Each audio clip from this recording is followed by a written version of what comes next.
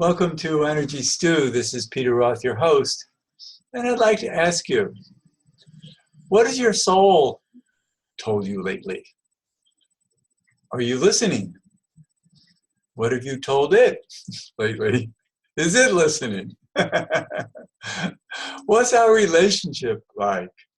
Who are we? Where do we think? How do we think? What does our soul have to think to us about?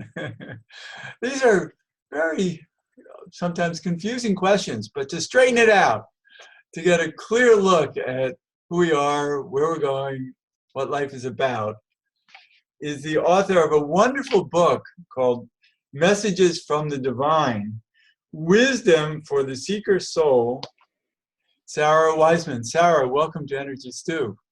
Oh, thank you, Peter. I'm so happy to be here with you. This is wonderful to talk about these deep issues of life. And that's what your book is about. It really cuts to the quick of how life works in relationship to our purpose, our soul purpose, let's call it. Or let's just also say how we don't get it and we should get it. Right? Yeah. So, yeah, absolutely. Yeah, so it's really that your book is loaded with very valuable information about what to expect of life, of our soul life. Because that's really all that we really have is our soul life. And we need to follow it somehow in a way that's meaningful. And you wrote this book, a lot of it is channeled. Some of it is your own life experience. And some of it is great. I love the part where you talk about living in the Northwest in the rain and how, Northwesterners are not daunted by being out in the rain. You're not trying to protect yourself with umbrellas and raincoats and all. You just get wet. Yeah, you just go out there. I know. And a lot of people can't understand that. But I was thinking back in my younger years when I would be running miles and miles and miles, mostly in Central Park, anywhere else I could find also. But I just remember so many wet, soggy days that it just felt right to be out there getting wet. Yeah. Well, it's kind of a way of communicating with the universe. The rain is not, a separate thing. It's just a yet another way that we're in connection too, is how I see it. There's a pleasure in being part of the elements. And you talk about it a lot in your book about oneness and to experience oneness. And that's such a great metaphor, really, is being out in the rain, is allowing ourselves to be embraced by all of nature, all of life, in the way it communicates, in the way we feel open, allowing, and we don't always. We're trying to protect ourselves. Our egos, they get in the way of our soul communication and separate us from the divine. And so, what? Yeah, it's like when we go out in the rain and we let our egos run it. Oh, I need the umbrella, I need the special jacket. Maybe for snow, maybe we do need those protective. Well, there are times it's about being smart about our health. Right, but in general, if we just go out and like, oh, this is an experience. This is pretty. I mean, water coming from the sky. That's pretty stunning, really, to think that that we can just go be out in that. And yeah, you're right. Yeah, but about as a metaphor, also. Yes, I agree. And there's so many things we can identify with in life to be, I would call it embraced, but totally within the greater being of life. Yeah. Well, I grew up in Seattle, which is not, wasn't a very big city at that time, and you might even think, oh, it's not that big, but so when I moved out here to Oregon, I really had no experience of nature living, and it took a long time to have that, allow that openness. I was pretty afraid most of the time I was afraid of a tree, or I was afraid of a chicken, and it took a while to kind of let that part be relaxed and open. It's metaphorically too, same thing. Right, and that's an interesting learning because, again, there's a lot we have to be smart about. Yes. And know, how to live in nature successfully. Mm-hmm. But also, and I think most people are missing how much nature has to give us in so many ways that we've lost. Yeah. We're so electronically tuned that we lose the integral part of life where everything is one. Right. And maybe that's true wherever we are, or even electronically. Well, I think it is true, but nature helps us feel it better. Nature helps us feel it, like it assists us in how we experience it. And it has a language that we can really relate to. Yeah. And I think going back to Native American teachings really helps us appreciate how to integrate totally in the world and honestly in the world and respect it. But your book is so much about respecting ourselves at the deeper level. And one thing I kept feeling going through your book is that it's all great as long as you're willing to allow it. And so many people they're not taught to allow it. They're programmed to distract themselves, to not want to just be. They have to do, they can't just be. And there's so many teachings in your book about direct connection and about being open. And even you even talk about it. It's not about meditating. It's not even about mindfulness. I really appreciated that. It's not like all these teachings of how to be. It's about being. Yeah. I mean, I have great respect for people on those paths, but the people that I work with, and they aren't on those paths, and neither am I. It's not our practice. So wait a minute, how can you say that? Look at all this, messages from the divine. No. What I mean is we're not formal meditative clinicians. Right. We might like to be. Yeah, we might like to be, but it doesn't fit our way, I guess. And so yeah, it's about showing up to wherever you are and making that you just become aware of wherever you are. Being at home with self. Yes. And a lot of people don't know how to be at home with self, so we distract ourselves with, appliances. Yeah. Devices, especially devices, now. Right. Devices, yeah. Cars, planes, whatever.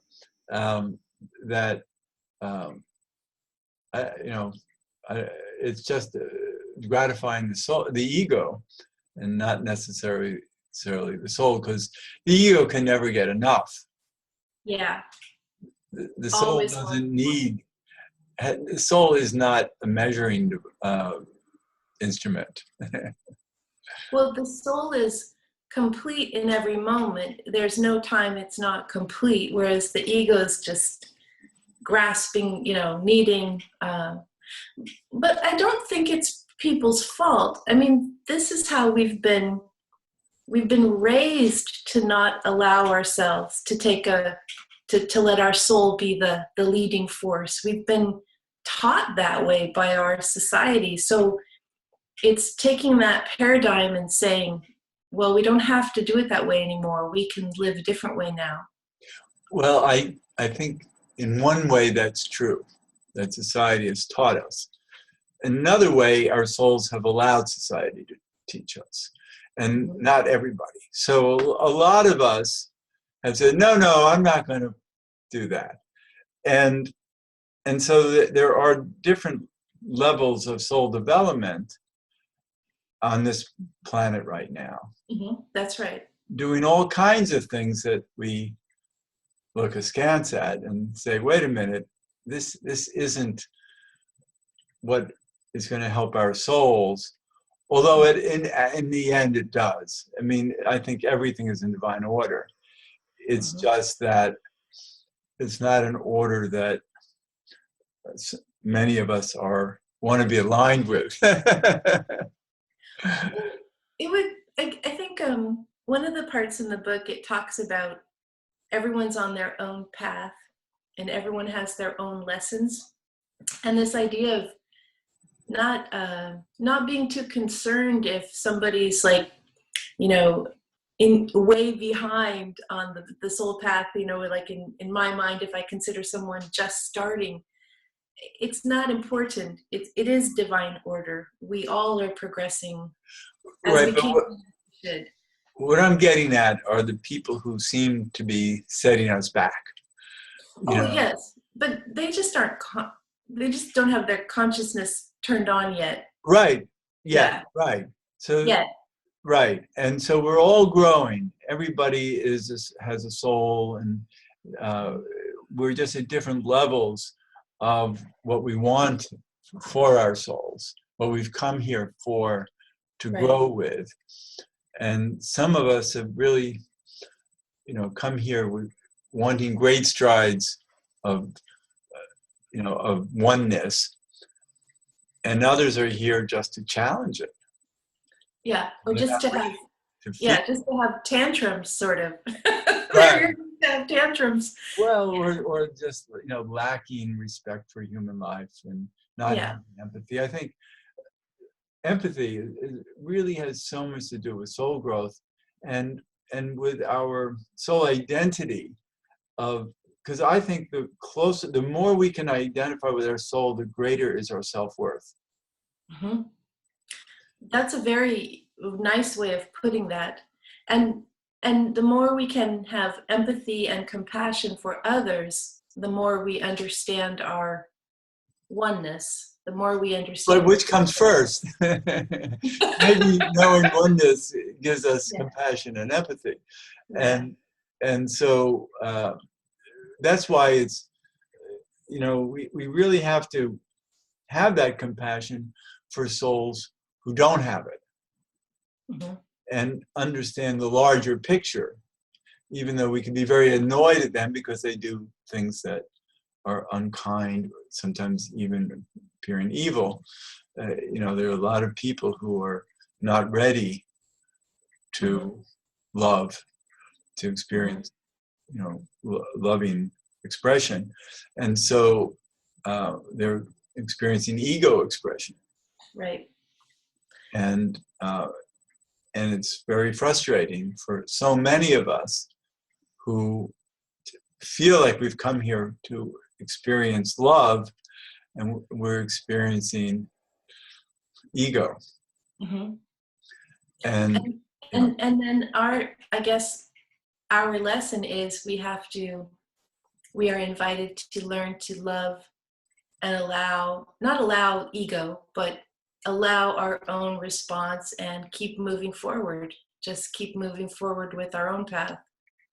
Yeah, and we've come here on purpose for this. I mean, our egos are saying, "Oh, come here just to expand love and oneness and all that." That's actually an ego thing. Yeah. I have noticed, I think, I feel hopeful, even regardless of what's in the media and what's happening. But I feel that um, the people that I've been working with are becoming more and more evolved, and I think I'm evolving better. I Right. think I'm doing better. And so I think that there is hope. I think we do, we move towards levity or light. You know, that's the stronger force than darkness. So we move in the direction of the highest vibration. Right, and we're the guides. That's why your book is out, Messages from the Divine, that hopefully more and more people will be moved by and and feel greater connection in Mm-hmm. the universe and with their souls, and be more light bearers for all the dark that seems to be around us now. Yeah. And but the more that it comes back to this struggle, this ego, the struggle between the ego and the soul, that we need to forgive our egos and really embrace our souls, and do it in ways that your book was really helpful for.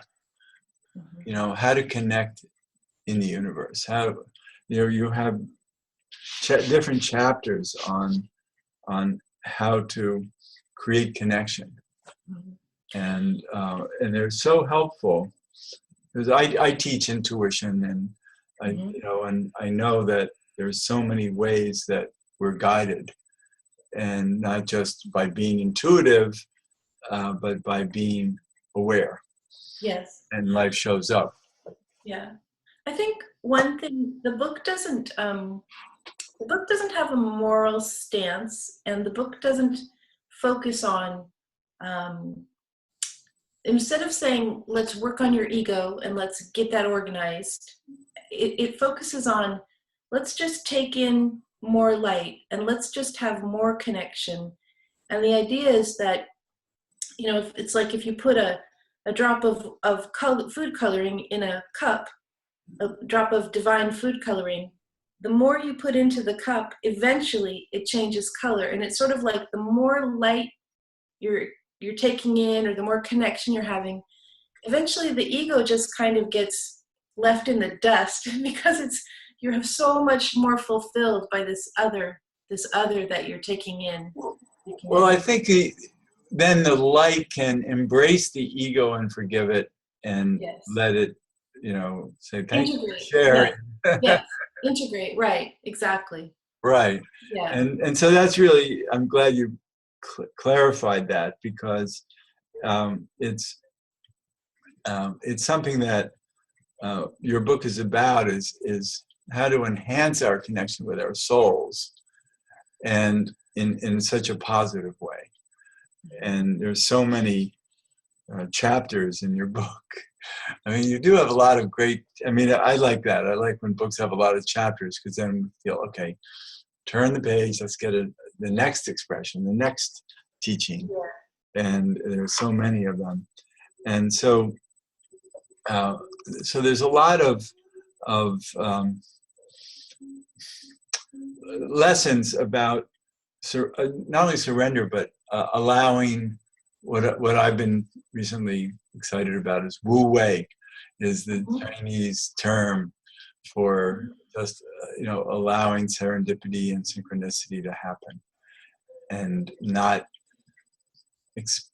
get rid of our expectations. It's very Buddhist. It's unattachment. Yes. And yet it's, to me, unattachment is full engagement but without opinion. Yes. Woo-hoo. That's what they say. Woo way. That's like, oh yeah. Yeah, right. That's good. Right. Yeah. And so the whole idea is really, to keep on recognizing ourselves in the wholeness that you keep on talking about in the book.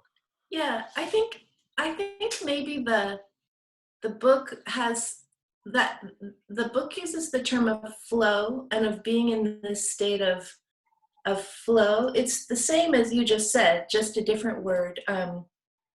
The idea that we can just jump into this river of the divine nudging us to our highest potentiality.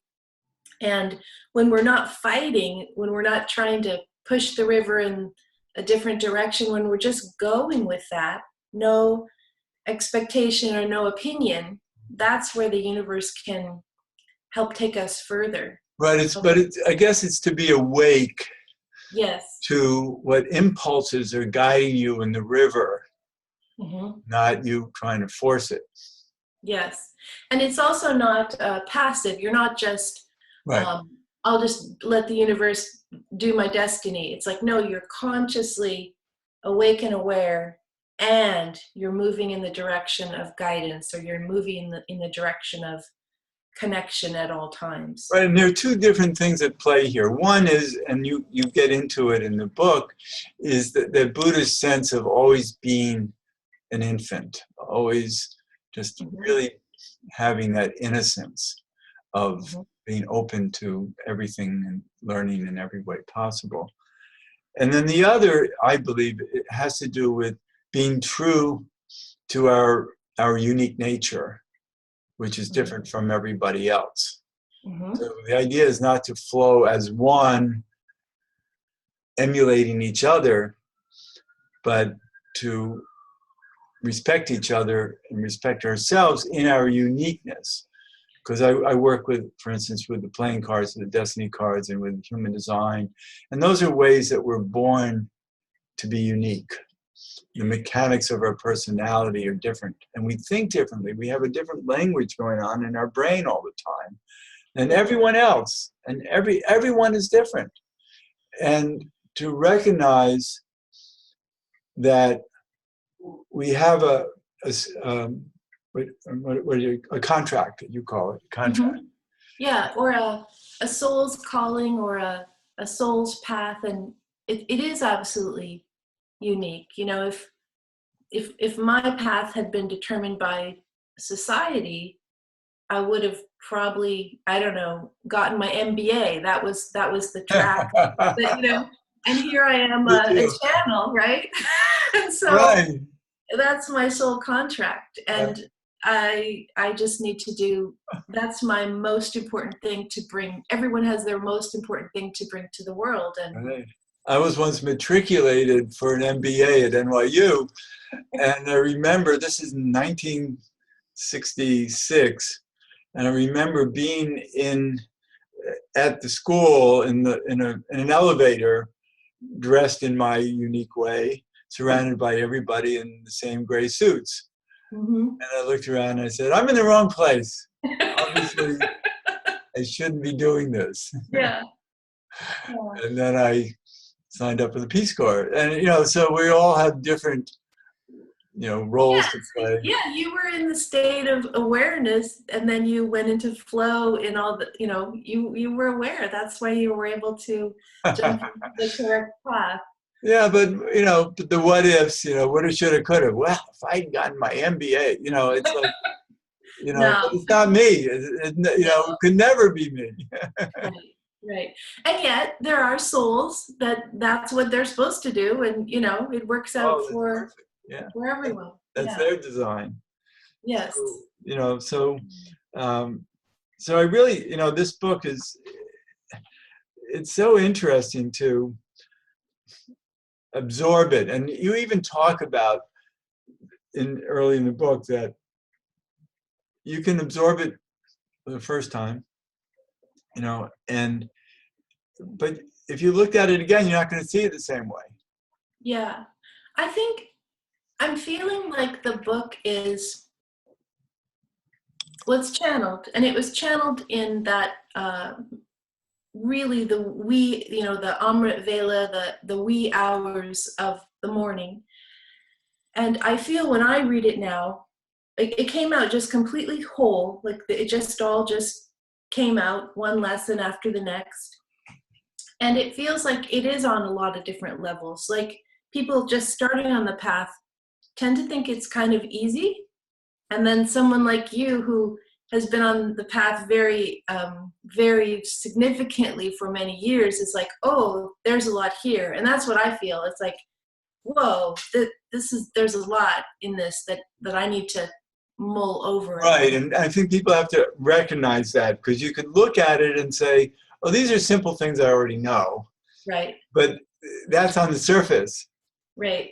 And then all of a sudden there's so many ahas along the way that it's, I also find that for me, and I'm not saying this me as the writer, because it came through, so I don't really take credit for creating, except for the pieces that I wrote after the little stories. But it feels like whenever I read it, I feel very calmed and uplifted. That's my sense of it's just very clearing, just to even. It's very profound in a way that your soul is reading it. Your soul is reading it, right. And gets happy about it. Yes. It feels like it's reading something it's remembered and it's remembering it again. Exactly. That's wonderful. So, Sara Wiseman, is there a website? Yeah, it's just sarawiseman.com. And that's SARA without an H. Yeah. Yes. And that's great. And I just am so glad that I had a chance to read it and thank you. Feel it. Well, thank you. Yeah, I appreciate what I know, the level that you brought to it. So I'm very appreciative of that feedback. Thank you. Thanks. Yeah. And I'm sure that our listeners are going to take advantage of this. Great. And so this is Peter Roth, your host of Energy Stew. And I want to thank Sara for being a guest on it. Thank you so much. Thank you. And I'm at Peter at Heart River, HEART river.org, or 212-222-7748. I'd love to hear from you. And thanks so much for listening.